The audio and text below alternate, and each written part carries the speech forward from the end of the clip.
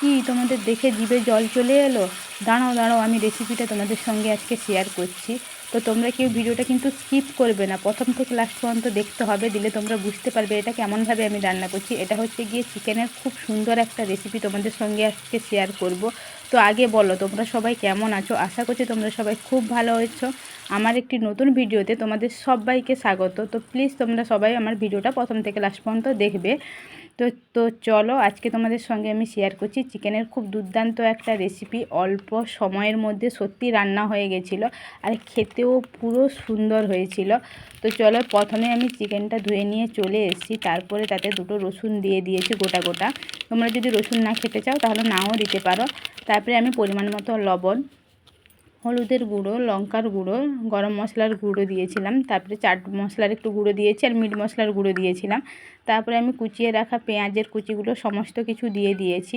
বেটেছিলাম আদা, রসুন, গোটা জিরে আর গরম মশলা, তো বেটে আমি দিয়ে দিয়েছি। তারপরে আমি টমেটো কুচি করে রেখেছিলাম, টমেটো কুচি দিয়ে দিয়েছি। আমার কাছে টক দই ছিল না, তোমরা যদি আরও টক দই দিতে পারতে তাহলে কম, টমেটো না দিলেও চলতো।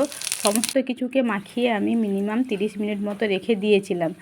তো তোমরা কিন্তু এইভাবে একবার রান্না করতে পারো। তারপরে আমি কড়াইতে তেল দিয়েছি, তেলটা কিন্তু গরম হয়ে যেতে তাতে জাস্ট সামান্য পরিমাণ জিরে, গোটা জিরে আর গরম মশলা দিয়ে তারপরে মাখিয়ে রাখা চিকেনটা দিয়ে দিলাম।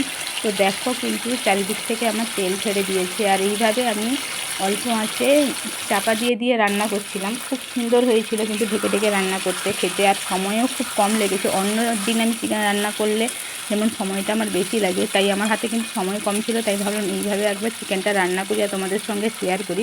তোমরা কিন্তু বাড়িতে একবার ট্রাই করো, খুব সুন্দর হয়েছিল খেতে। প্রথমেই আমি আলুটা ভেজে নিয়েছিলাম, তো আলু ভাজাটাও দিয়ে দিলাম, দিয়ে সমস্ত কিছুকে একসঙ্গে খুব সুন্দরভাবে মিশিয়ে নেব। তারপর আমি ঢাকা দিয়ে দেবো। অল্প আঁচে রান্না করছি তো তাই ঢাকা দিয়ে দিয়ে রান্না করছি, যাতে সমস্ত কিছু ভালোভাবে সেদ্ধ হয়ে যায়।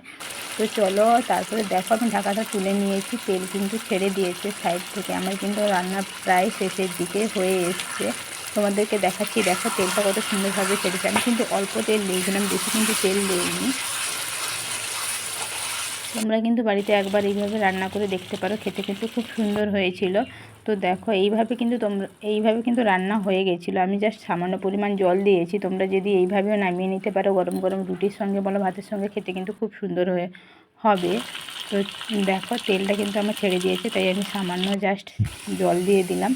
তারপর জলটা ফুট উঠতে আমি গরম মশলা দিয়ে নামিয়ে নিয়ে এসেছিলাম। তোমরা কিন্তু এইভাবে বাড়িতে একবার চিকেনটা রান্না করো, সত্যিই বলছি খেতে দুর্দান্ত হয়েছিল।